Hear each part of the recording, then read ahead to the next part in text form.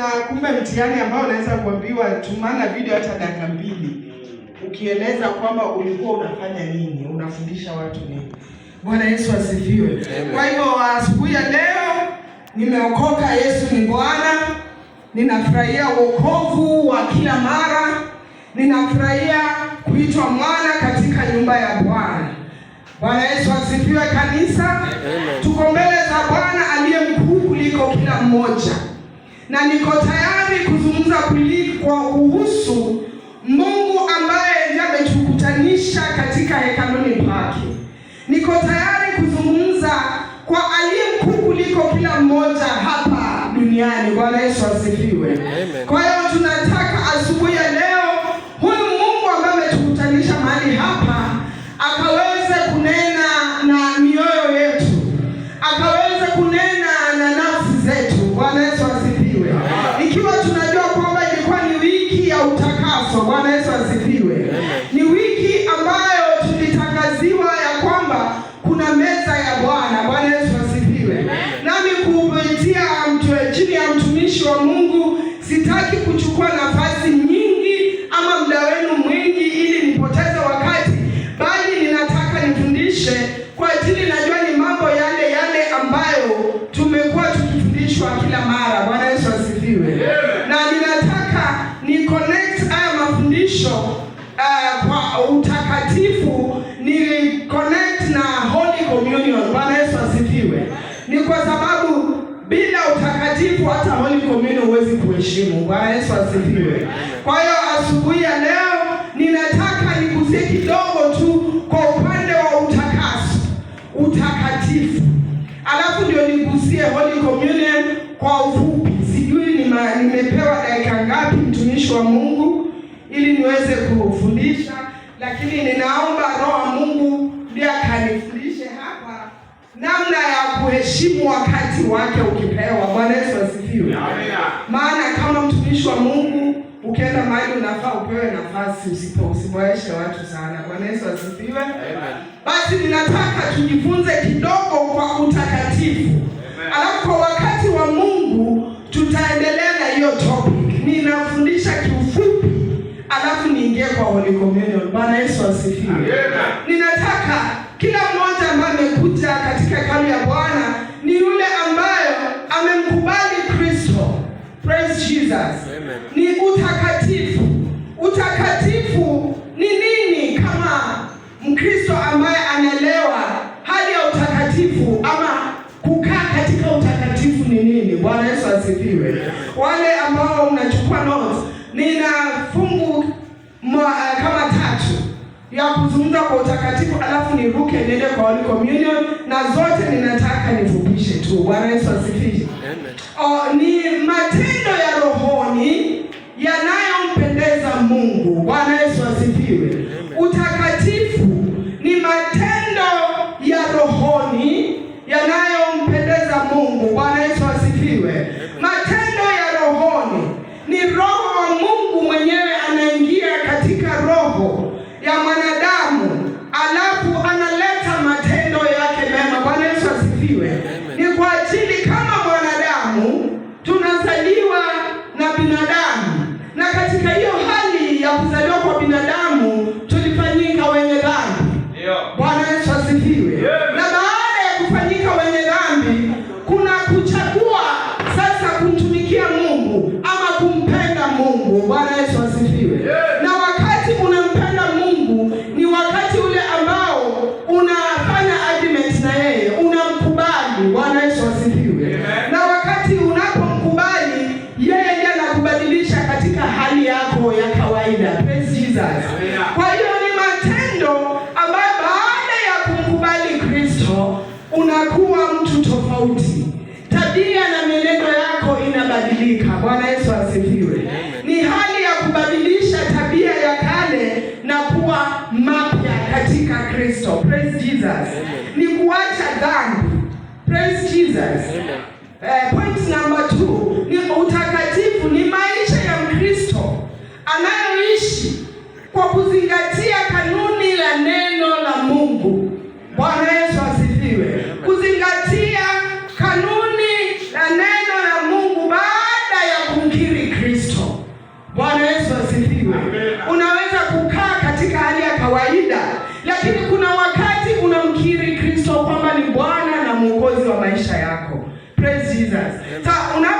unapomkiri Bwana, baada ya hapo unafanywa upya na mienendo yako inabadilishwa na Mungu. Praise God.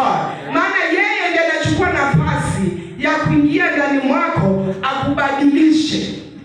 Mwanadamu hawezi kujibadilisha mwenyewe pasipo na kumkubali Kristo. Bwana Yesu asifiwe. Usipomkubali Kristo, wewe utakuwa katika hali ya kawaida. Lakini siku ile utampokea na kumkiri ndani ya moyo wako, utapata unabadilika na unafanywa upya kila kukicha. Bwana Yesu asifiwe. Hauwi Mkristo wa kawaida, bali unakuwa kila siku unabadilika na tabia mapya ya Kristo. Praise God. Maana unaongozwa na Roho wa Mungu. Bwana Yesu asifiwe. Kufungua Warumi, msomaji, Warumi 12:1.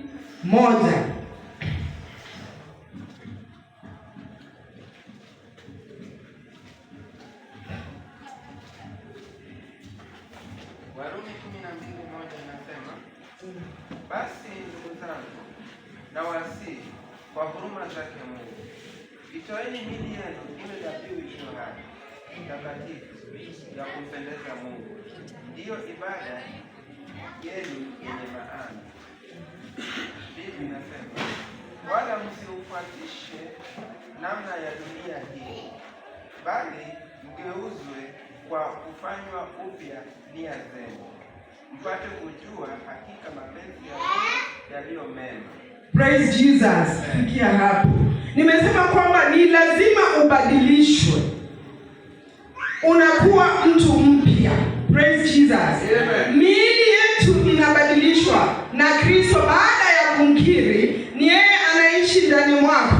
Na akishaishi anabadilisha mienendo yako, tabia zako, kila kitu katika maisha yako unafanywa upya. Bwana Yesu asifiwe. Na hayo hayaji kabla hujamkiri Kristo. Praise Jesus. Ni lazima ujue kwamba kuna mkiri Kristo wewe ndani ya moyo wako, sio ile ya kuitwa. Praise Jesus. Ni wewe mwenyewe. Kristo unapomkiri anakubadilisha, alafu anakufanya unakuwa kiumbe kipya, nawe unaweza kumtumikia Kristo.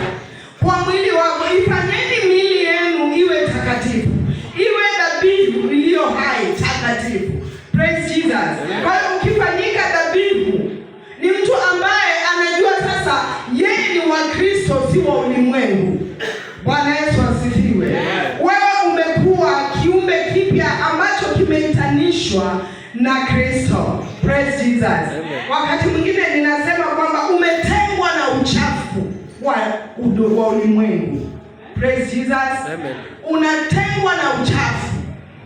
Na uchafu huo ambao unakufanya unaweza kwenda kwa akili zako pasipo na kwenda kama Kristo atakavyo. Bwana Yesu asifiwe. Kwa hiyo hebu soma Efeso 5 mstari wa 1 hadi wa 3. Kisha usome 4:30. Hapa kwa Efeso. Mlango wa 5 mstari wa 1 inasema, hivyo mfuateni Mungu kama watoto wanaopendwa, mkaenende katika upendo kama Kristo naye alivyowapenda ninyi, tena akajitoa kwa ajili yenu, sadaka na dhabihu kwa Mungu, kuwa harufu ya manukato. Amen. Amen. Tunahitaji kuwa dhabihu. Praise Jesus. Miili yetu itengwe na uchafu wa kimwili.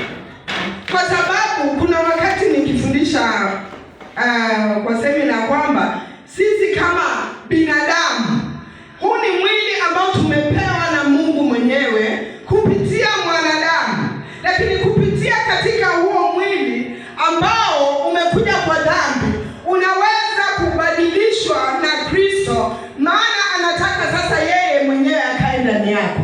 Praise God.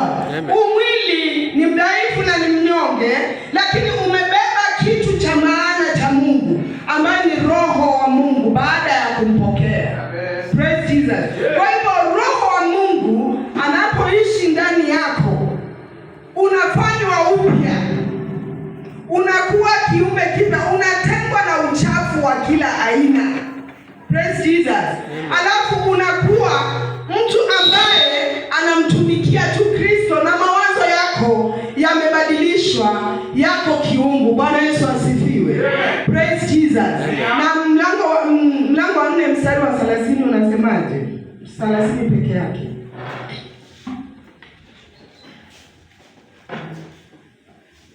Inasema hivi. Wala msimuhuzunishe yule Roho Mtakatifu wa Mungu, ambaye kwa yeye mlitiwa muhuri hata siku ya ukombozi. Praise Jesus. Amen. Tusimhuzunishe Roho. Wakati umempokea Kristo, unapofanya dhambi unahuzunisha Roho aliye ndani yako. Praise Jesus. Unamhuzunisha Roho wa Mungu ambaye alikubali, yeye akakukomboa, akakufanya upya, ili yeye akae ndani yako na kukuongoza. Bwana Yesu asifiwe. Kristo ndiye anayetufanya tunakuwa viumbe vipya kwa ajili ya kututakasa ili tuweze kusonga mbele zake. Bwana Yesu asifiwe. Usipotakasika, hata ukiomba, yeye anakuwa kando na kungoja ni lini utamkubali umpokee ili afanye makao ndani yako. Bwana Yesu asifiwe. Ni lini utakubali ili utembee kama vile anavyokuongoza. Praise Jesus. Sasa utakatifu ni hali ya kutengwa na dhambi, ni hali ya utakaso. Utakaswe utoke katika uchafu ambao ulizaliwa na mwanadamu. Sasa uzaliwe upya na Kristo kiroho. Bwana Yesu asifiwe. Sasa unakuta kwamba hautaongozwa na mwili, bali utaongozwa na Roho aliye ndani yako. Praise Jesus. Okay, kuna mambo mengi ambayo inafanya mwanadamu anaweza kukosa kuona ufalme wa mbinguni, na hii ni kwa ajili ya mwili, ukiwa unaongozwa na mwili. Praise Jesus. Kuna mambo mimi wanasema kwamba tunapookoka ni Roho wa Mungu, hata ukifanya kitu lazima atakuokoa, atakuonyesha vile unafaa kuishi. Na ukiona unafanya kitu hadharani mbele ya watu ambacho hakipendezi Mungu, ujue kwamba bado utakatifu hajakubali kukaa. Unafaa kutafuta. Bwana Yesu asifiwe. Hii nayasema kwa ajili, kuna mahali nilikaa jana na nikikabidi nitoke, nikiona kwamba utakatifu ambao mimi najua utabanako tuko watakatifu, alafu ningeona kama mwana tabanako na misbehave, inabidi nitoke, maana ninaona kwamba ataona kwamba nikisimama katika madhabahu yeye nitakuwa na mhubiri. Bwana Yesu asifiwe. Lakini ndio sababu nasema ikiwa mtumishi wa Mungu ametangaza wiki ya holiness, you are supposed to be holy that week, kwa sababu unaenda kukutana na aliye mkuu. Praise Jesus. Hii nilifanya jana, nikatoka mahali kwa sababu niliona mtu mahali sikupendezewa. Kuna vitu kifanya, mimi sikatazi, like dancing. It is not that, it's not bad, it's for your health, yes I know, but where are you doing it? Kama ni physical fitness, do it in the house. Huwa ni exercise, I love it. Ni exercise, siwezi kataa. But ninapokaa katika walimwengu, mimi sasa wakipeleka na mimi napeleka, wakisakata na mimi nasakata. Sasa alafu kesho naniona hapa nimeshika mic. Praise Jesus. Utanielewa vipi? Maana nilikuwa kwa walimwengu na sasa ninajifanya niko kwa Wakristo. Sasa hapa hata Mungu akija hapa sahi, si ataniambia ondoka, sikujui. Nitakuwa wale ambao naambiwa sikujui. Baba, si nilifanya, nilikuwa nahubiri kwa madhabahu yako, ondoka, sikujui.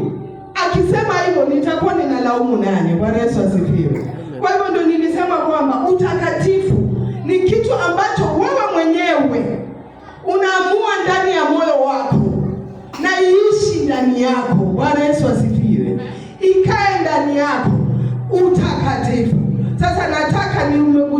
kidogo, siendi mpaka chini. Hiyo is a story for another day.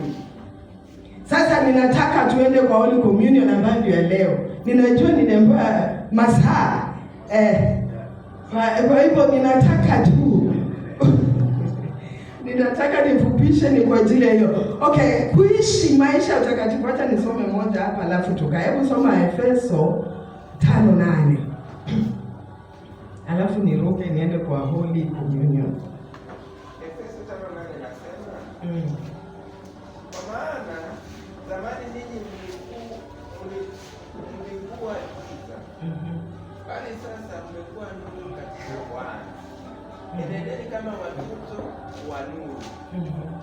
Kisha inasema, kwa kuwa tunda la nuru ni katika uwema wote na haki na kweli. Bwana Yesu asifiwe. Tulikuwa gizani, ulikuwa kwa dhambi, ukatoka kwa dhambi. Bwana Yesu asifiwe. Tulizaliwa na mama, kila kiumbe ambaye inaitwa mwanadamu umezaliwa na mama, na maandiko inasema kwamba aliyezaliwa kwa mwili ni wa mwili. Praise Jesus. Aliyezaliwa kwa mwili ni wa mwili, na aliyezaliwa kwa roho ni wa roho. Praise Jesus. Sasa wakati ulikuwa kwa mwili, umekubali kutoka kwa mwili ukatafuta kuishi kwa roho. Bwana Yesu asifiwe. Sasa unafaa kujua kwamba ulikuwa wa mwili, lakini sasa umefanywa upya, umekuwa wa roho. Kwa hiyo unafaa kubadilisha tabia zako. Ndio. Praise Jesus. Unafaa kuenda kama mtu wa roho. Bwana Yesu asifiwe. Maana maandiko inasema ya kwamba tulikuwa gizani, lakini sasa tumekuwa wana wa nuru. Ni kwamba giza na nuru haziwezi kwenda pamoja. Kristo na mambo ya dunia hawezi kupendezwa nazo. Amina. Tutakuwa tunamuudhi roho aliye ndani yetu. Praise Jesus. Kwa hiyo tunafaa kutembea kama wana wa nuru. Yes. Maana wewe ndio utatoa mtu gizani, lakini wakati anapoona umefanya mambo ambayo yanafanana na walimwengu, hata kuelewa, atasema kama wokovu ni ule wa mama kebabji na ukae. Kama wokovu ni ule, mimi wacheni nikae huku. Praise Jesus. Hata pendezwa na mama kebabji hata kidogo. Maana mama kebabji bado ana tamaa ya mwili, anaongozwa na mwili, si roho. Praise God. Ukienda kwa ulimwengu yupo, ukienda kwa Wakristo yupo. Na Kristo anasema kwamba mimi nitakukana, maana sitaki vitu vuguvugu. Praise God. Anataka kama we ni fire, be fire. Na kama we ni cold, be cold. Praise Jesus. Maana kumbuka, fire ni kitu ambacho hata kwa ukienda hospitali unaambiwa kunywa maji ya moto inapunguza hii mafuta. Na ukiwa na pain unaambiwa weka donge inapunguza uchungu.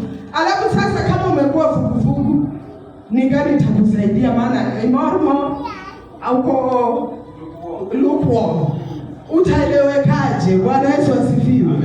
Hautapona kwa sababu wewe haueleweki.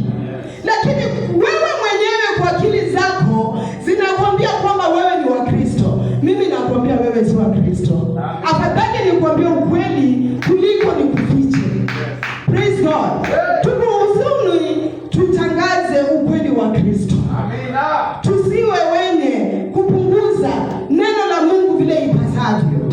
Bwana Yesu asifiwe. Tunafaa kuongea ili utoke kule ujue ni dhambi. Bwana Yesu asifiwe. Wewe kama ulitoka, toka. Maana anasema siku ya mwisho, siku ya mwisho atachukua walio wake. Praise God. Hivi kwa ajili, ukisoma kitabu cha John anasema kwamba mnapokutana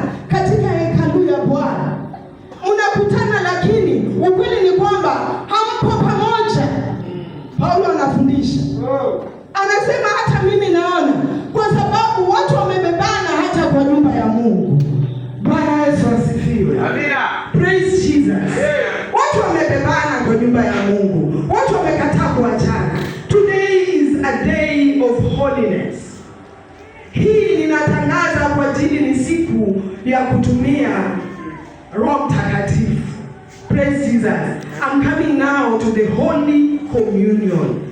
Pale nilikuwa naongea utakatifu. So I'm combining the holiness na meza ya Bwana. This is holy and communion. Praise Jesus. Holy ndio utakatifu tumejifunza. Sasa what is the communion? Praise Jesus.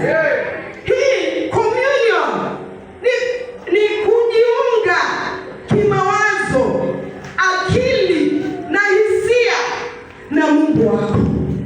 Bwana Yesu asifiwe. Umekuja leo ujiunge kwa akili na fahamu zako na mawazo yako na Bwana. Bwana Yesu asifiwe.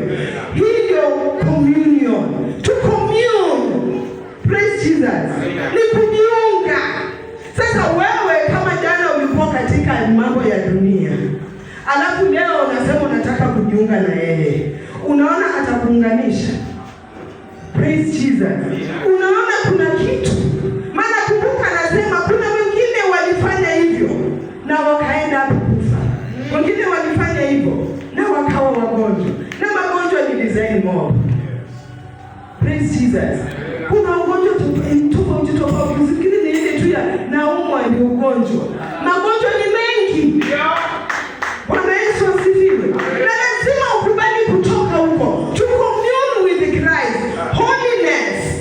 You put yourself for Christ. Chukua mwili wako uwe ni kwa Bwana. Utoe kwa ulimwengu, ulete kwa Bwana. Ya dunia yanapendeza, tena ni mazuri mno. Praise Jesus. Yanapendeza. Na mwili huu kama mimi Mama Baji, unaweza kuniongoza vibaya. Na unaweza kuona kwamba ninayofanya ni sawa, lakini si sawa mbele za aliyeniita. Praise Jesus. Ni kitu ambacho yeye mwenyewe anakuja kukutayarisha ili akuunganishe na yeye, ili mbond mkue kabisa, akukumbatie. Bwana Yesu asifiwe. Akufanye mwana kamili. Bwana Yesu asifiwe. That is the communion. Hallelujah. It's the most important service. Yes. Ni ibada muhimu zaidi ya ibada zote. Praise Jesus. Holy communion ni ibada zaidi ya ibada zote zinazofanywa kanisani. Bwana Yesu asifiwe. Kwa hiyo unakuta kwamba kuna watu wanachukua Holy Communion kama ibada ya kawaida. Hii ni ibada ya kipekee. Praise Jesus.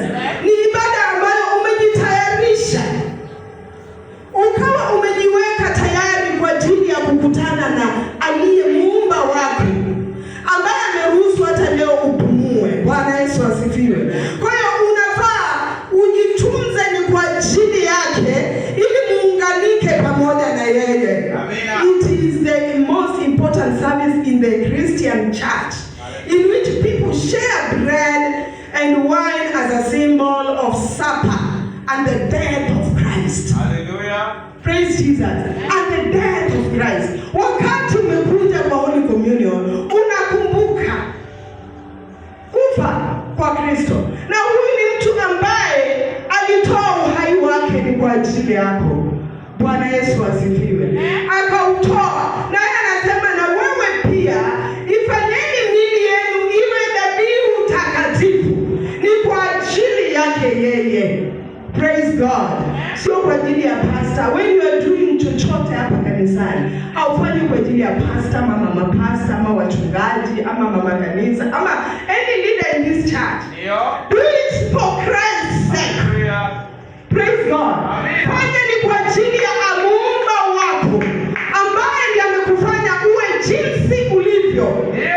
Praise God. Sio mwanadamu. Kwa hiyo wewe kama kweli umekubali Kristo, jitenge na mambo ya ulimwengu. Bwana Yesu asifiwe.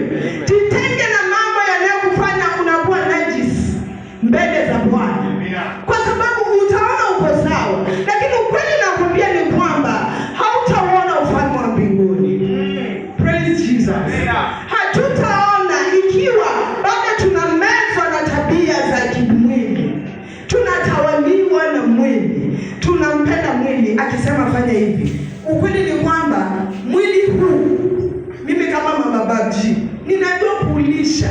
wakati una njaa nitaushibisha, na nikiona nimekonda nitajaribu nikule ninone. Kama shepi inapotea, nitajaribu nilete shepi yangu isipotee. Bwana Yesu asifiwe. Lakini sasa kunaye aliyeniita, ambaye anakaa ndani ya huo mwili uharibikayo. Hallelujah. Praise Jesus. Ambaye yuko ndani yangu, nami najitayarisha kwa ajili ya ujio wake. Sio kwa sasa, bali najitayarisha kwa the coming of Christ. Praise Jesus. Not now only, but forever. Yes. Praise Jesus. Kwa hiyo saa zile nimekaa vile unavyoniona wewe, nione hivyo ya kwamba huyu ni mjinga, ya kwamba huyu hajielewi, but I know the person inside me. Praise Jesus. And I want to please him, not wanadamu.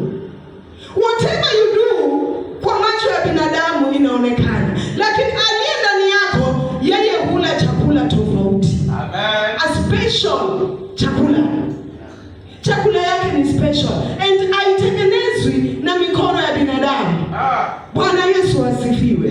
Chakula yake ni special. Wewe unasema nakula special meal, pilau ama tabiriani, but I have a special meal. This is the word of God. Amen. Praise Jesus. The word of God that renewed me is the one I'm eating always and every day. Bwana Yesu asifiwe. Kula chakula cha Mungu ambaye ni neno lake, usikose kila siku. Chukua hata nafasi ya kusoma neno moja, alafu keti and meditate on it. Praise Jesus. Alafu itakufanya pole pole katika ile ambayo inajifanya suko itaki kutoka, itatoka pole pole. Haitokangi mara moja. Praise Jesus. Haitokangi vile mwanadamu anaweza fikiria amehubiriwa tu leo alafu inatoka. Bwana Yesu asifiwe. Anatokanga kulingana na vile wewe umejikubali na umejipokea kwake Kristo, na unasoma vipi neno la Mungu. Bwana Yesu asifiwe. Tunaweza kuja hapa na tunakusomesha, lakini ukienda na wewe ukasoma utapewa ufunuo na Mungu. Maana neno la Mungu is new every day. Inafundisha kila mmoja, shaifundisha mahali hapa. Lakini kila mmoja kuna vile Bwana anaifunua kwa kila mmoja. Hii ni neno ambayo tulikuta ikiendelea hata na wazazi wetu, hata na mababu zetu. But sasa na sisi pia tumeletewa. Na kila mmoja hakuna vile Mungu ukimpenda atakufundisha. Maana yeye ndiye mwalimu kutuliko. Bwana Yesu asifiwe. Number 2, we take communion to remember Christ's sacrifice publicly. Make us believe in faith that we are coming with God. Bwana Yesu asifiwe. Tunakuja pamoja na Bwana for our forgiveness. Bwana Yesu asifiwe, in sins. Kwa hiyo tunapofanya hadharani, hii ni ibada ambayo huwezi kula ukiwa peke yako nyumbani. Holy Communion. By the way, kuna wakati watu wanasema mimi nafanya mkate nyumbani naiombea alafu ninakula. But it is supposed to be done in church, hadharani, publicly. Ama public English, publicly. Kuisoma ndio shida. Nimeiandika publicly, lakini kuitamka. Praise Jesus. Amina. Ni kwa sababu hata wakati the Christ himself alikuwa naenda kula pamoja na wanafunzi wake, aliwaambia kinapita, nendeni mtakutana na mtu amebeba mtungi kichwani, muulizeni ni wapi Bwana anaenda kukula pamoja na watu wake, ni nyumba gani tunaenda kuandaa kwa ajili ya chakula cha mwisho. Praise God. Hakuenda peke yake, alijitayarisha pamoja na wanafunzi wake, na akajitayarisha ale nao pamoja. Hakujificha wala kuambia kuleni peke yenu. Bwana Yesu asifiwe. Hii ni kitu ambayo ndio sababu imeitwa communion. You commune. When you are doing this, you are communing, you are coming together. It is a togetherness for Christ. Praise God. Na mnakuwa na imani moja kwa Kristo. Kristo. Hamkui tofauti. Praise Jesus. You become one thing. Bwana Yesu asifiwe. Tunafanya kwa ajili ya kuwa kwa upamoja. Ukiona mama Kebabji, muone kama ndugu yako. Usimuone kama ni adui yako. Anapoanguka muinue. Mwambie umekosa hapa. Mwambie hapa ilikuwa ufanye hivi lakini umefanya makosa. Kwa upole utamregesha mama Kebabji. Bwana Yesu asifiwe. Lakini unapofanya peke yako kwa nyumba unakuwa mchoyo kwa Bwana. Maana unajiona you are so special. You cannot commune with the others. Praise God. But yeye alikuwa anajiunga kwa sababu gani? Alihubiria watu, akaponya watu, akafanya yote, lakini kunao baadhi waliompokea na kumkubali, na kunao waliokuwa wakimkana katika yote anayofanya. Bwana Yesu asifiwe. Lakini katika wakanaji na waliokubali alitaka kuwaunganisha. Bwana Yesu asifiwe. Kwa nini wewe ukae peke yako? Kwa nini ujione special? Praise Jesus. Ni ujiunge pamoja na watu wa Mungu. Unapokuja kwa mama Babji tunakula pamoja.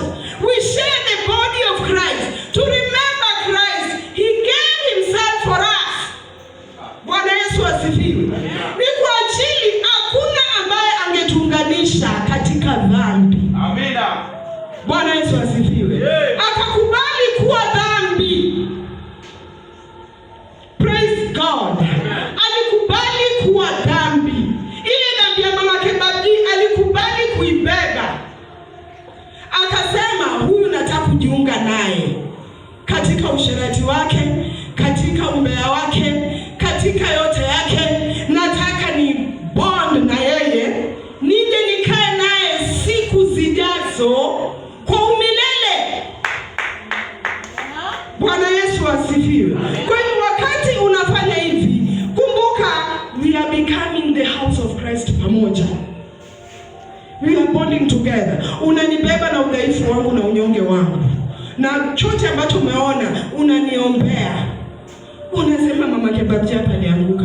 Mungu kwa mkumbuke. Mkumbuke ameanguka. Mshikilie tena. Maana Mungu wetu tunapoanguka tuachi kabisa. Bwana Yesu asifiwe. Anakanga tu aside. Alafu anakuja.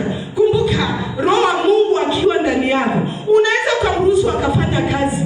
Na unaweza kumruhusu yuko batafanya kazi. Umemsukuma kwa kona na umemfinyilia pale. Sasa huyu roho mwingine ndiye anafanya kazi ndani yako. Bwana Yesu asifiwe. Si kwamba hayuko ndani yako, yuko. Lakini yule mwingine amechukua mamlaka.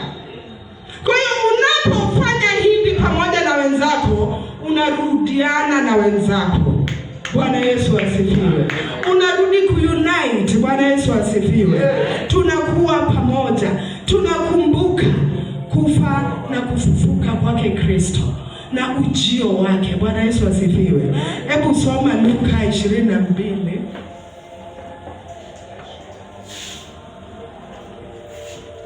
Luka 22:19. Luka 22:19. Nasema hivi. Akaitoa mkate, akashukuru. Hebu soma 14 kwanza. 14 nasema, hata saa ilipofika, aliketi chakulani, yeye na wale mitume pamoja naye. Akawaambia, nimetamani sana kuila Pasaka hii pamoja nanyi kabla ya kuteswa kwangu. Kwa maana nawaambia ya kwamba siri tena hata itakapotimizwa katika ufalme wa Mungu. Inasema hivi, hata saa ilipofika aliketi chakulani, yeye na wale mitume pamoja naye.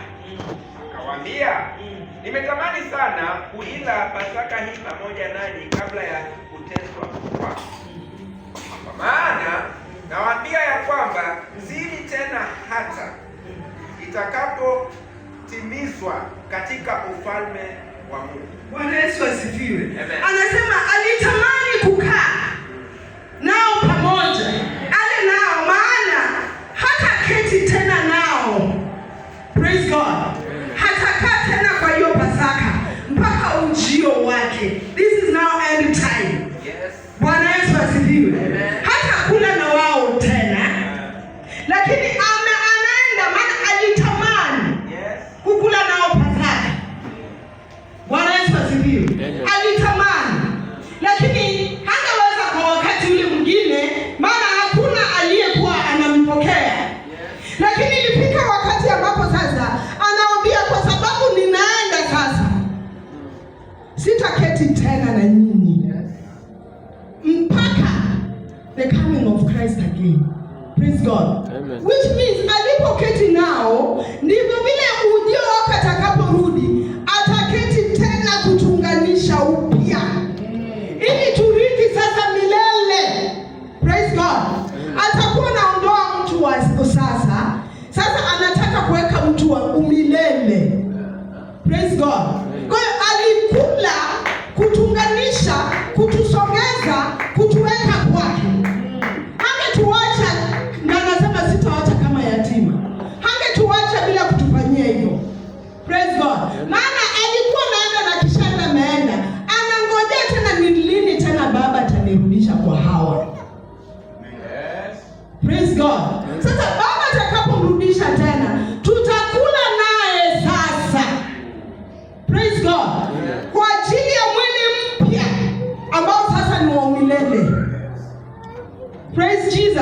Amen. Hatutakula na mwili ambao tunakula nao sasa. Alikula na mwili wa kibinadamu kwa ajili ya msamaha. Praise God. Akatusamehe. Sasa katika mwili wa msamaha wa Kayo, atakuja kutukula nasi sasa kwa umilele.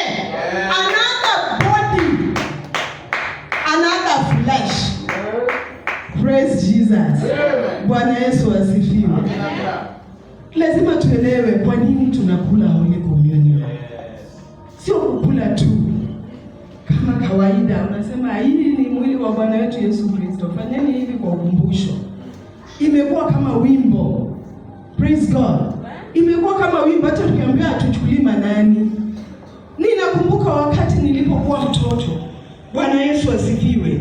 Nikiwa nimelelewa kwa Ukristo. Bwana Yesu asifiwe. Tulikuwa tukiletewa hata kanisani picha ya Kristo. Ukitizama vile anateswa. Watoto wa zaidi, mimi wana wahurumia because mna roho ngumu. Ndio. Bwana Yesu asifiwe. Amina. Mna roho ngumu ambayo sijui vile iko. Sisi tuko tukiangalia Kristo hivi. Ukigeuka hivi, kila mmoja amelia mpaka utauliza wanalia nini hao? Bwana Yesu asifiwe. Tulikuwa tunalia, ukiona kisukumwa hivi, wewe walia kabeni, wewe ndio unasukumwa. That is why we are in sins. Kwa sababu we don't feel Christ in our bodies. Yes. Praise God. Tunamla lakini hakai ndani yetu. Tunamla kama mchezo tu na tunaachana naye. Lakini sisi tulikuwa tukifundishwa sakramenti ni nini, ambapo unaenda kukula na heshima yake. Ukienda kukula tu hivi, mimi nimelelewa kwa Christianity ya Anglican, na ndio imefanya nimeheshimu Mungu sana.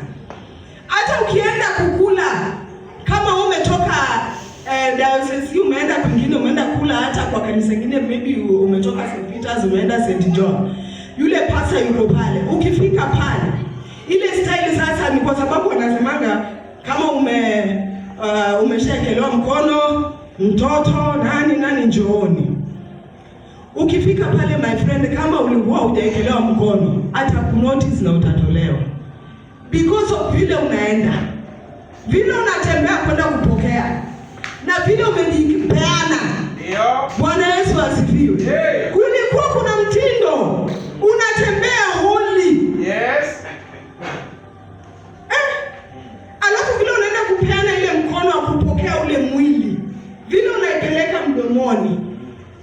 Ukiweka mkono imepinda hii, anajua tu huyu hajasomea hii kitu. Unatolewa kwa laini.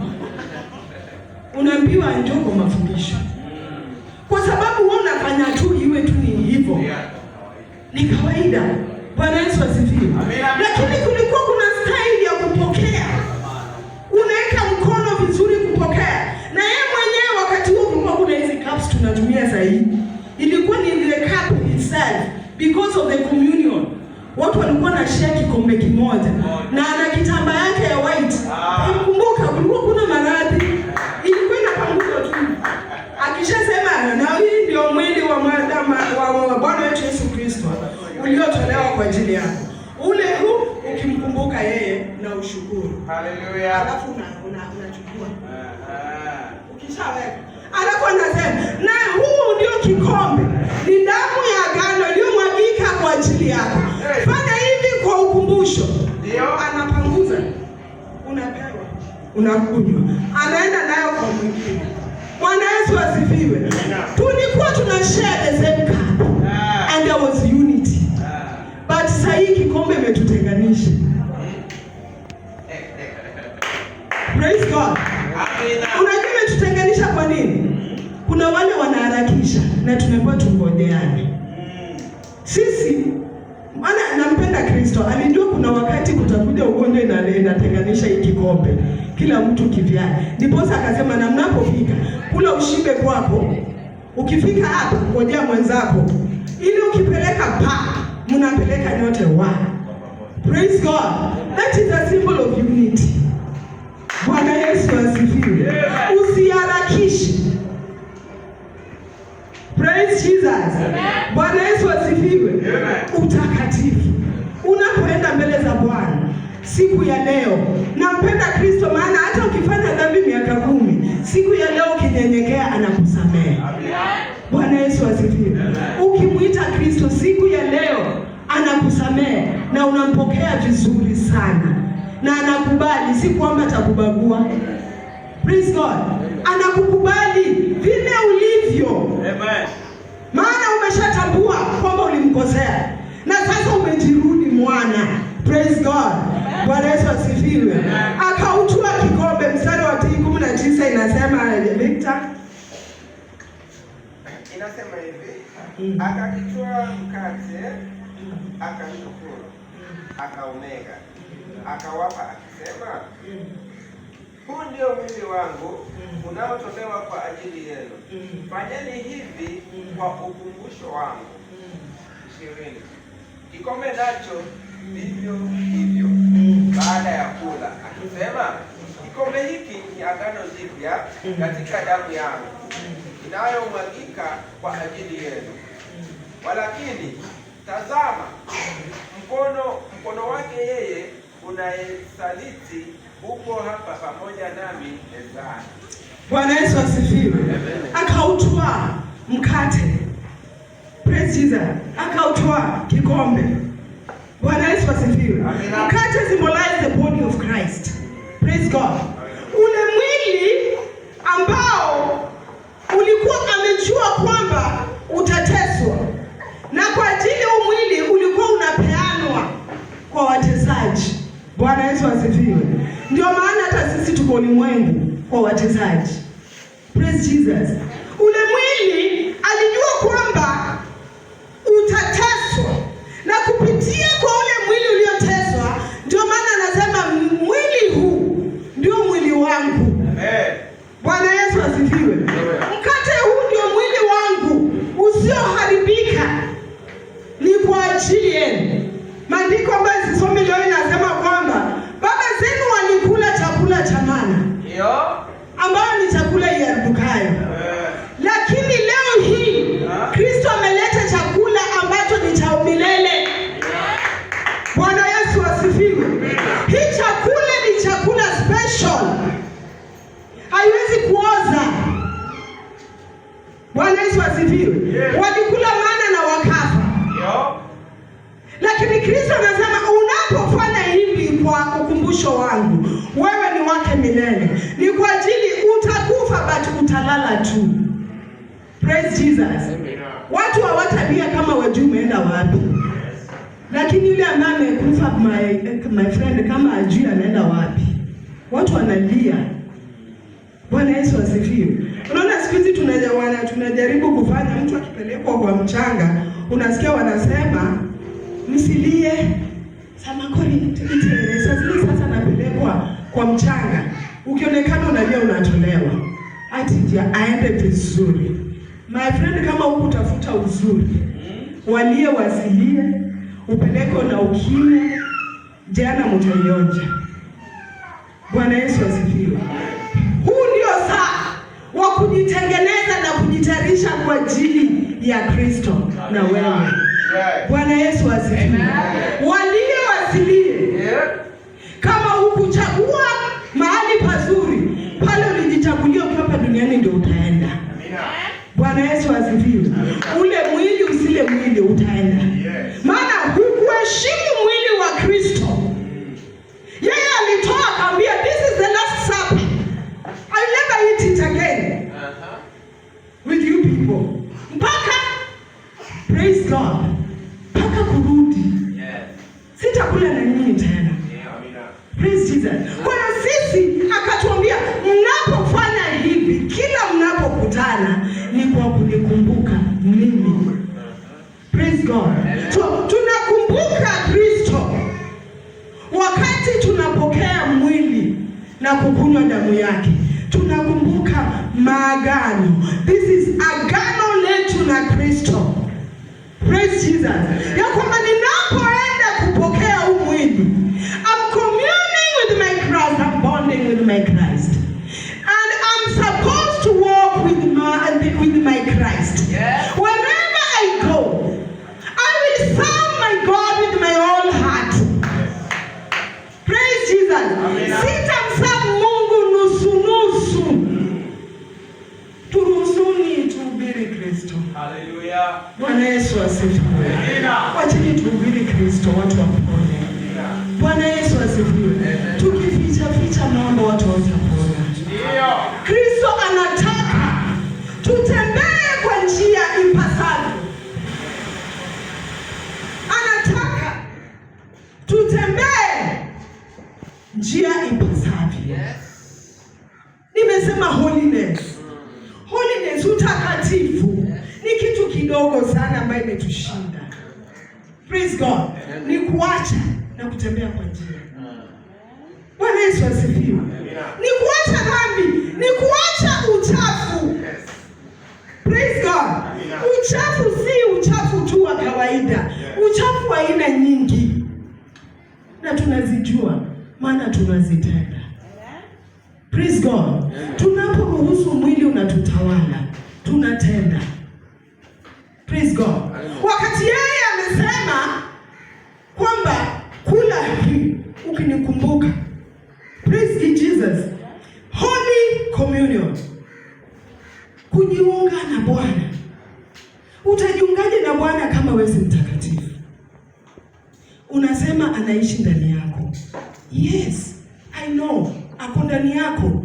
Lakini unaweza kuwa umemweka kwa kona, he's not operating at all. Yes. Praise Jesus. Yeah. Hafanyi kazi ndani yako. Niruhusu nikwambie. Hallelujah. Amina. Hafanyi kazi. And that's why you find yourself sinning. Praise Jesus. Amen. Holy. Somebody who is holy. Pastor ametangaza, we are holy today. Hata ukija hapo ukiakuta kila mtu today yuko holy. Everybody is holy. And after taking the Holy Communion, umekanyaga pale. How is you?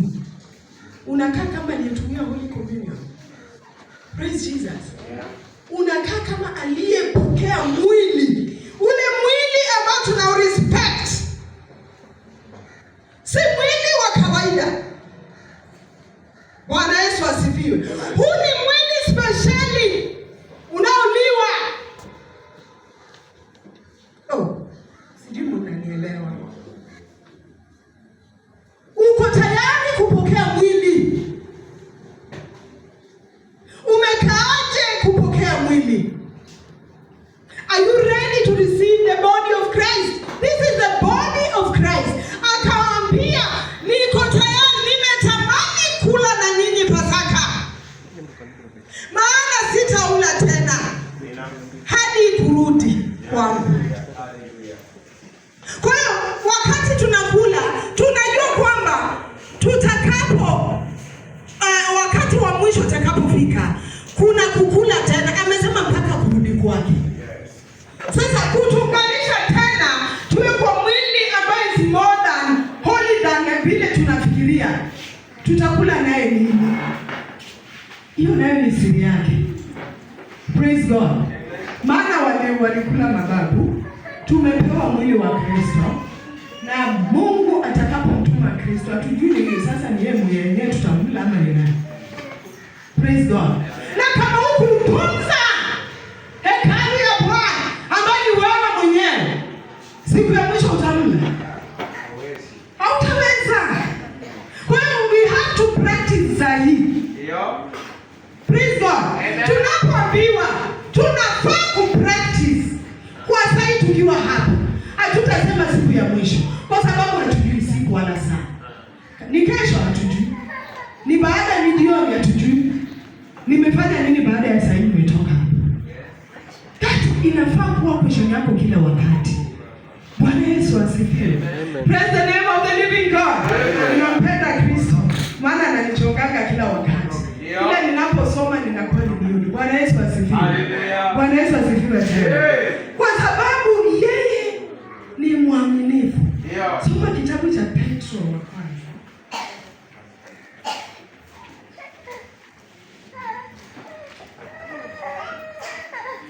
Petro wa kwanza wa pili, mstari wa 20. Waraka wa kwanza wa Petro 2:24 inasema hivi: yeye mwenyewe alichukua dhambi zetu katika mwili wake juu ya mti, tukiwa wafu kwa mambo ya dhambi, tuwe hai kwa mambo ya haki, na kwa mizigo yake tulipona. Bwana Yesu asifiwe. Alichukua dhambi zetu. Alichukua dhambi za mama Babji. Mwanzo wacha nisijite. Dhambi za Juliet, siku ya mwisho hakuna mama Babji. Wewe jiite wewe, mimi najiita. Alichukua dhambi za Juliet. Akazigongomeza pale msalabani kwa ajili ya msamaha wa kumsamehe Juliet. Atakuja kwa ajili ya Juliet. Atampata Juliet. Praise God. Atampata ama atapata amemezwa kwingine. Bwana Yesu asifiwe. Akazigongomeza kwa ajili ya msamaha pale msalabani ili tusamehewe. Mimi nilikuwa mwenye dhambi, tena dhambi zangu ni nyekundu zaidi, lakini akanikubali mimi Juliet vile nilivyo na dhambi zangu, akanisamehe kwa mwili wake na damu yake iliyomwagika pale Kalvari. Praise Jesus. Kwa ajili ya dhambi zangu akateswa pale, alipeanwa na watu kama Juliet. Praise Jesus. Na kwa ajili alijua ya kwamba kina Juliet watamsaliti, akasema lazima nijiunganishe na hao wanaonisaliti. Amina. Praise God. Nampenda Yesu. Bwana Yesu asifiwe. Ninampenda maana amenipenda na dhambi zote nilizo nazo. Praise God. Hakuchagua. Akanichukua vile nilivyo. Akateswa yeye ili niwe huru. Praise God. Na akisha nipa uhuru, nami nikakubali sasa katika ule uhuru amekaa na Baba wapo ndani yangu. What am I doing, Father and the Son in me? Praise God. Amen. Ninafanya nini na Baba na Mwana ndani yangu? Hallelujah. Ask yourself. Hao wawili watatu wakiwa ndani yako na Holy Spirit wanafanya nini ndani yako? Ni nini hiyo unafanya na Mungu? Tumesoma maandiko.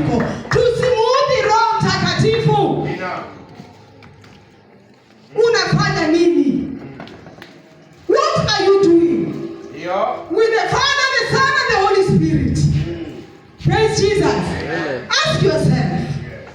Ask yourself and get the answer for yourself. Nobody can change you. Hata pasa hata kuhubiria na ataenda. Ndio. Atahubiri, wacha sisi tunakufundisha. Pasa atahubiri, maana yeye alishakuwa mwalimu, amekuwa ni mhubiri. Anaibanga akienda, unafikiri anahubiri. Anaibanga yale alishajua imekolea ndani yake. Anaenda maana yeye alishachagua njia. Sasa anakuelekeza. Na wewe aingie na wewe uanze kuimba. Maana mbinguni ni kuimba. Nani amekwambia utahubiriwa? Praise God. Ni kuimba. Amina. Sasa shukuru hao walimu ambao wako mbele hapo. Wanaofundisha. Pastor amefundisha akaachia walimu. Maana alishaongozwa na Holy Spirit. God the Father ambaye ndio mwalimu mkuu. Is the headmaster, the principal, everything. Akamfundisha, the king of the kings. Akamjaza, amejaa. Yani anamwaga sasa kwa wana. Hey, I love that. Amen. Anamimina kwa watumishi wa Mungu. Kwa sababu amefurika. Oh, sijui mnanielewa. Sasa wakati watumishi wa Mungu wanafundisha hapa mbele, wanakufundisha na wewe uwe mfano. Praise God. Uwe mfano. Chochote unachoambiwa hapa, wacha kisipite kisiende. Receive what is yours. Usifikiri uko unataka kubeba watu ati hiyo ilikuwa ya na fulani. Yako ni gani? Praise God. Yako ni gani? Unaangalia za wengine. Yako ni gani mahali hapa? Uchukue uende nayo. Praise Jesus. Bwana Yesu asifiwe. Holiness. I'm still there. Holiness. Tunaenda ku receive the body of Christ. Are you ready? Praise God. Anasema kwamba fanya hivi kwa kunikumbuka. Fanya hivi ukinikumbuka siku nitakaporudi. Bwana Yesu asifiwe. Akampeleleni mkaandae. Andaeni ni wapi nitakula na nyinyi. Andaeni mahali pa kuketi na kukula hii chakula. This is communing with the Christ. To remember Christ.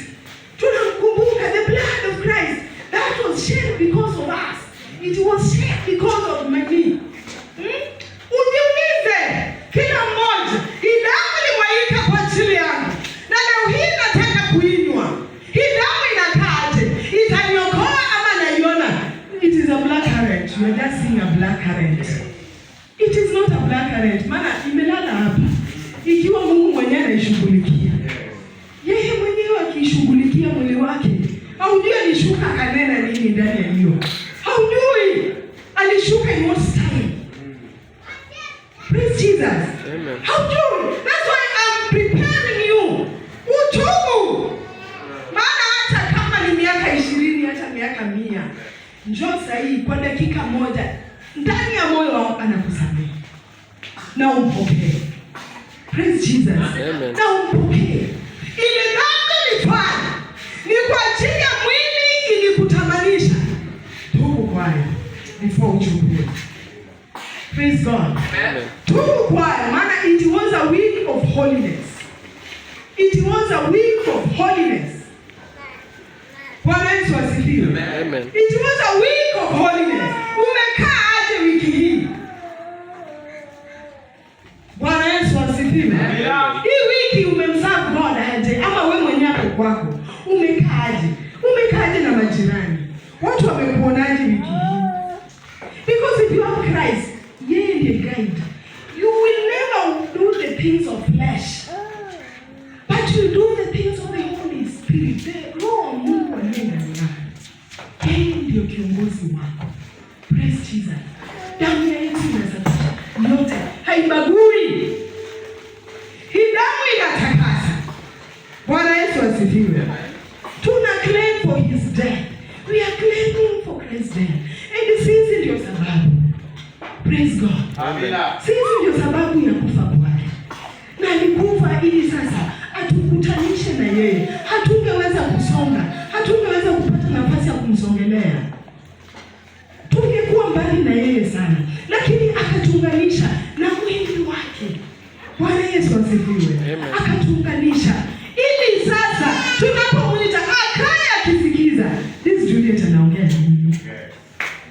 Bwana Yesu asifiwe. Amen. Yule anatakaje? Ana shida gani? Na amekaaje na mimi? Na hii yake nichukue muda gani? Ni leo ama ni kesho? Ama nipatie mwaka mmoja? Maana ninapochunguza roho yake naona kama nataka hii kisha ende. Praise Jesus. When Christ anataka mtu wa kukaa na yeye. Hataki mtu wa sahihi na naenda. Anataka ukite na yeye akite kwako, alafu ndipo yote yatakuwa sawa. Lakini unapokaa na yeye, alafu dakika moja umetoka mpendwa. Oh, my Father is not happy for you. Praise God. Amen. Hapendeze hivi hata kidogo. Unamudhi Roho Mtakatifu. Unamudhi Roho kwa nini? Wakati amesema kwamba the day ulimkiri, hiyo ndio siku alikuja. Hiyo ndio siku alikuja. Watu husema mtu anapozaliwa ati mtoto. Mimi hawa siwaitaki malaika. Wenyewe waiteni malaika. Huyu si malaika anakimbia hapa. Si malaika. Sorry baby. Huyu ni mtu kama wewe kwa sababu amezaliwa na Naomi. Naomi alipata kwa tendo la dhambi. Naomi alikuja holi kioni. Kuna watu walipata holi. Maria alipata holi. In Holy Spirit, Elizabeth. Wale ni watu walinenewa na Roho Mtakatifu. Praise God. Amen. Mtu anasema, mtoto ni malaika. Malaika anakaja. Unajua malaika wewe? Makaeni sana. Umebeba malaika. Makabila. Umebeba malaika. He is not malaika. Sasa imani yake ni wewe umebeba. Let me tell you. Tukiomba tunamtenga na kitovu chake. Huwa tunasema tunatenga kitovu chake na cha mama yake. Ili abebe zake. Mama ni mwenye dhambi. Praise Jesus.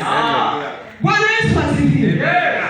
Tunamtenga mtoto na wewe ili apokee Kristo. Praise Jesus. Sasa baada ya yeye naye kuja, atakuja tambue. Na yeye atapokea Kristo. Unasema baada ya kukiri ndio Roho alikuja akaishi ndani yenu na huyo Roho ndio anakuongoza. Lakini kumbuka Roho unaweza kupokea na ukamweka kwa kona na asifanye kazi. Bwana Yesu asifiwe. Maana ulikuwa umezaliwa na roho ya shetani, tena ukazaliwa na roho ya Mungu, ya Roho Mtakatifu. Sasa wewe unamwacha mtakatifu, unaacha roho ya binadamu anafanya kazi ndani yako. Na huyo ana nguvu kama nini? Akianza kukusukuma ufanye kitu utafanya. Sijui unapata hiyo. Roho wa kimwili akikusukuma, the flesh, wakati ametaka, my friend, kila kitu kitakuwa sawa kwako. Na utafanya. Na mtakatifu anabaki akikuangalia kihuzunika. Ndio tunaambiwa usimhuzunishe Roho. Praise Jesus. Amen. Kwa nini tunapenda kuhuzunisha Roho ambaye tulikwisha mkubali akaingia? Praise Jesus. Amen. Fanya ufanyayo, lakini wacha mwili wako usikutawale. Unaenda kumpokea leo akutawale, maana atakuongoza kwa kila jambo, hata kwa usemi wako. Yeye ndiye atakufundisha. Chochote unataka kuongea itatoka kwake, maana atakuruhusu ongea yake. Praise Jesus. Hautaongea ya mwili. Ya mwili atakuwa zaidi. Praise Jesus. Holy Spirit. Mtakatifu. Ni lazima tukae watakatifu kwa ajili Baba yetu ni mtakatifu. Na amekubali kukaa nasi kupitia kwa mwili wake. Alikubali kubeba dhambi zetu. Akakubali sisi tuishi naye. Bwana Yesu asifiwe. Alikubali kutukumbatia. Bwana Yesu asifiwe. He Holy Spirit. I'm still there. Soma kitabu cha Korintho wa kwanza 11.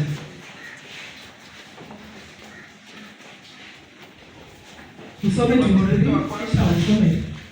Korintho wa kwanza na mlango wa 11. Alafu nisome kutoka Wakorintho wa kwanza mlango wa 11 ukianza hapo inasema unifuate mimi. Mstari wa 20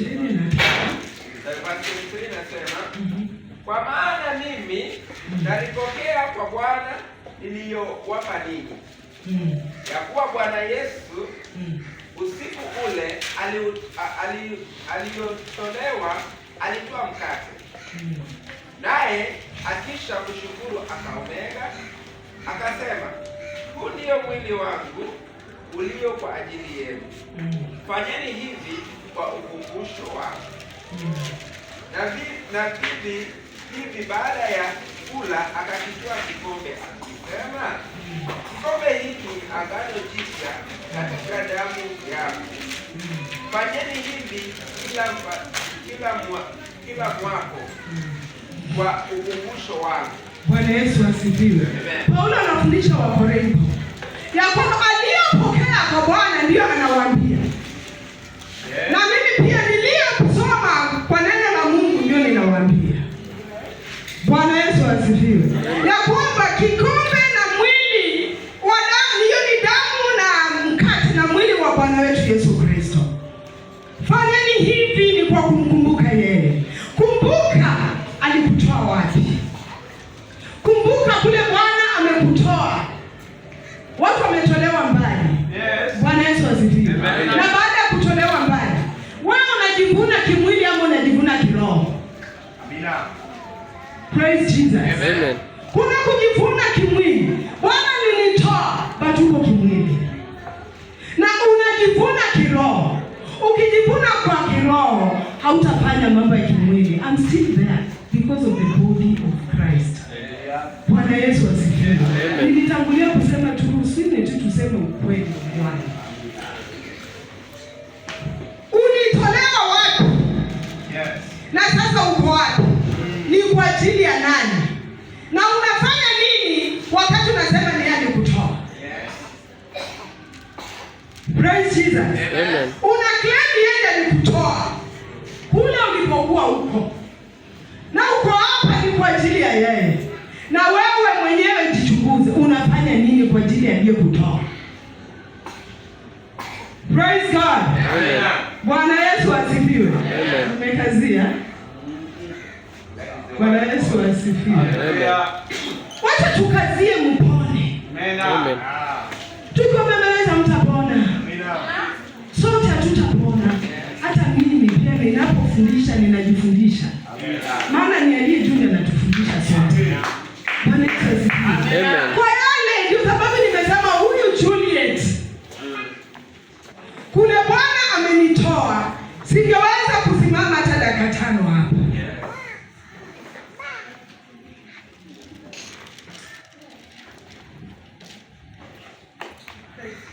Amen. Singeweza. Lakini nikikumbuka kule amenitoa, napiga magoti nasema haleluya. Haleluya Bwana. Amen. Mimi niliyodharauliwa, nimechekwa. Ushawahichekwa? Wapendwa, unaweza pitia hali, it is God who is molding you. Anakutayarisha mpaka binadamu anakudharau anapokuangalia. Mimi naangalia nasema it is very God. Yes. Ushawaitwa mtu akakuita akakwambia akakutu ni kama nakutusi na hali yako. And you say thank you Jesus for that. Because umesikia hiyo wewe umesikia. I could not even stand before people. Wakati ninakumbuka nilikuwa nikisimama 2016, 2017, 2022 I used to kuruka. Mimi wapendwa, mnaona vile mnakaa hivi. My friend, let me get free kabisa.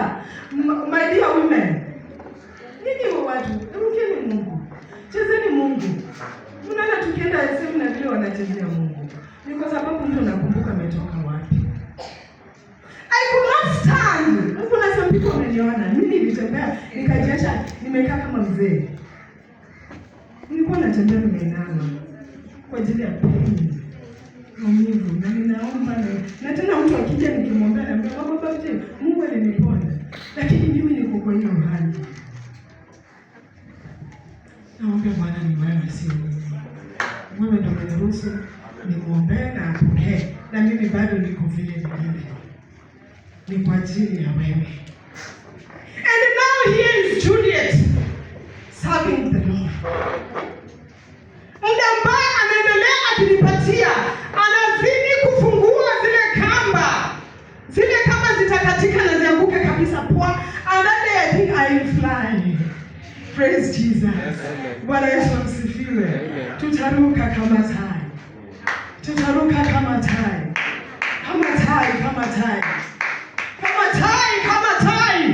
The day is coming kama tai. Hallelujah. Praise Jesus. Hallelujah. Yote ni kwa ushindi wa Bwana. Leo hii bado nina swali. Wiki hii umekaa aje? Wiki hii aliposimama mbele ya madhabahu, mtumishi wa Mungu akatakasa, akaomba na akasema tuingie katika utakaso. Je, umekuja ukiwa tayari au umejikwa njiani? Bwana Yesu asifiwe.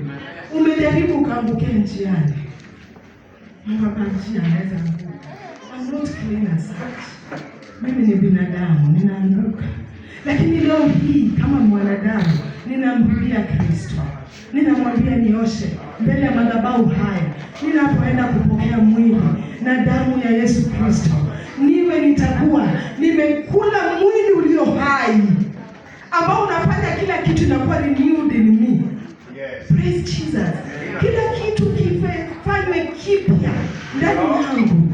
Bwana Yesu asifiwe. Yeah. To commune with Christ. Kuungana na Bwana. Bwana Yesu asifiwe. 26 nasemaje?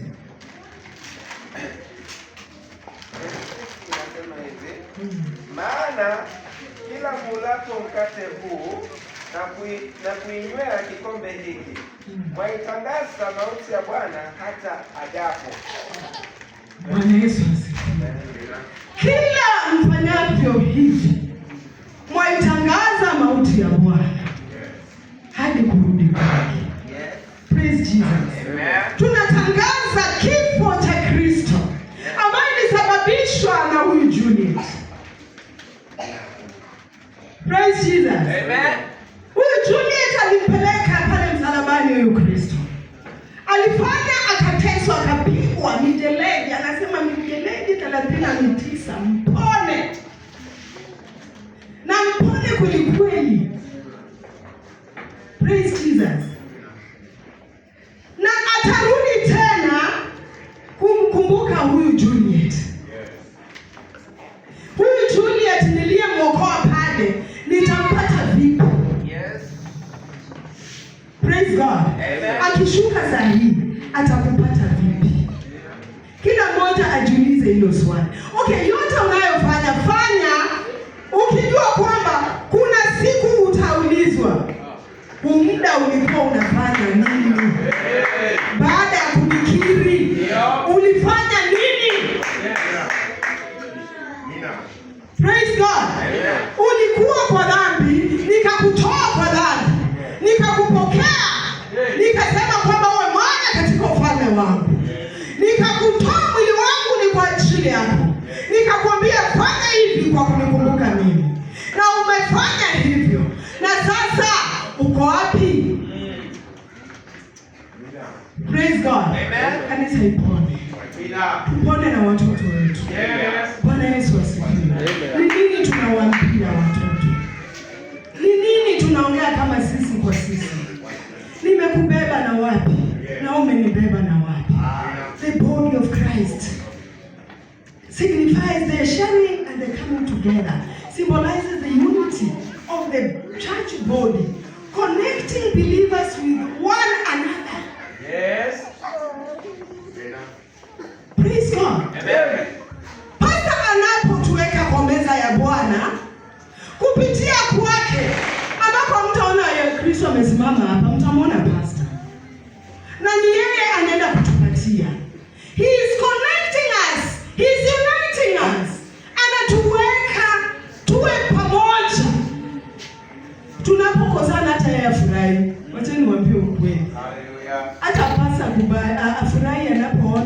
a disagreement between mtu na mtu. Anaumia because anasema na kumbe unafundisha nini? Hii kanisa naielekeza wapi? Na nitaulizwa hii kanisa nilipeleka wapi?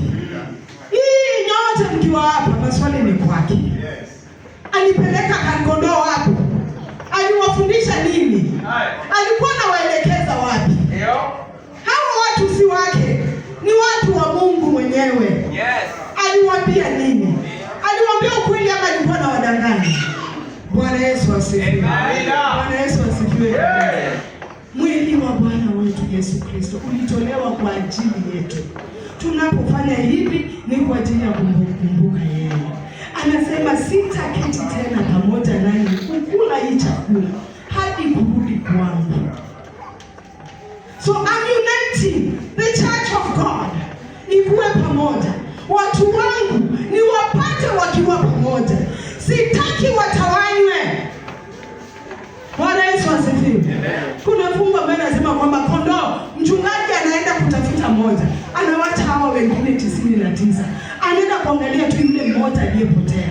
Bwana Yesu asifiwe. Ili akamrudishe kwa kundi. Praise Jesus. Hiyo ndio kazi ya mtumishi wa Mungu. Bwana Yesu asifiwe. Anahuzunika na kuona kanisa kama kuna kondoo moja imepotea. Hasikia amani, maana amewekwa hapa kwa ajili yetu. Bwana Yesu asifiwe. So, wacha kumzoea. Ukimzoea, mimi nawaambia tu, mimi mtumishi wa Mungu sitaki kumzoea. Wala hata wasimpigie simu kila wakati. Sasa ingine analalamika. Sitaki kumzoea. Nataka nimuone kama baba. How do you respect your dad? Praise God. Ana kazi ngumu. Ninapomzoea, ninafanya mazoea, hataweza kunitamkia jambo. Nitaona kama ni kawaida. Bwana Yesu asifiwe. Na sitaki kumsumbua na maneno kila wakati, hata mama. Mimi si yule kupigia simu za loja. Nafikiri hao wako hapa nikiongea. Mimi sijui. Ninapiga nikiwa na sababu. Sijui kupiga kila wakati simu because of the respect.